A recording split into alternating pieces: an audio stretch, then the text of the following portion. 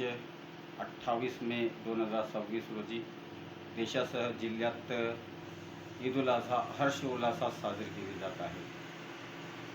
ईद उल अझा म्हणजे एक संदेश देणारा सण आहे.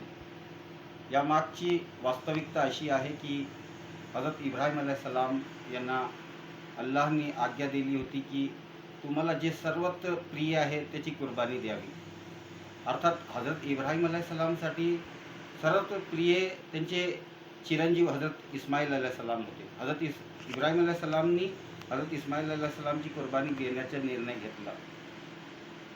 मग ही गोष्ट त्यांनी आपल्या पुत्राला सांगितली. पुत्रानेही सांगितले की बाबा, अल्लाहने आपल्याला जे आदेश दिला आहे त्याची अंमलबजावणी आपण करावी आणि तुम्ही मला संयम बाळगणारा, मी संयम बाळगणार, मी काही बोलणार नाही, मी संयम बाळगणार आणि तुम्हाला जे अल्लाहने आज्ञा दिली त्याची तुम्ही अंमलबजावणी करावी.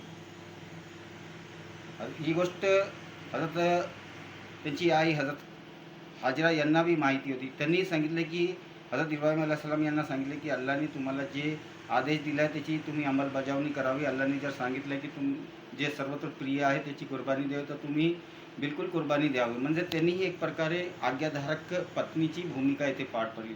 आजही आपल्या समाजात या तिघांची भूमिका जर सर्व मानव जातीने जर स्वीकारली, हजरत इब्राहिम अलैहिस्सलामची भूमिका स्वीकारली म्हणजे सर्व कुटुंबाची जबाबदारी स्वीकारून ईश प्रार्थनेत मग्न राहणे, त्याला अल्लाहला राजी राखणे आणि दुसरं म्हणजे आपला पुत्राविषयी आपण जर बोललं तर अल्लाहची रजेसाठी आपल्या प्राणाची आहुती देण्यासाठीही तयार होणारे हजरत इस्माईल सारखे पुत्र आणि अल्लाहची आज्ञा आणि त्याची अल्लाहची रजेसाठी तयार होणारी आज्ञाधारक पत्नी म्हणजे अर्थात हजरत हाजरा.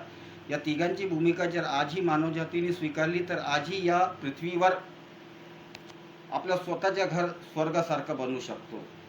ईद उल अझा निमित्ताने मी पुन्हा एकदा सर्व मुस्लिम बांधवांना तथा समस्त मानव जातीला हार्दिक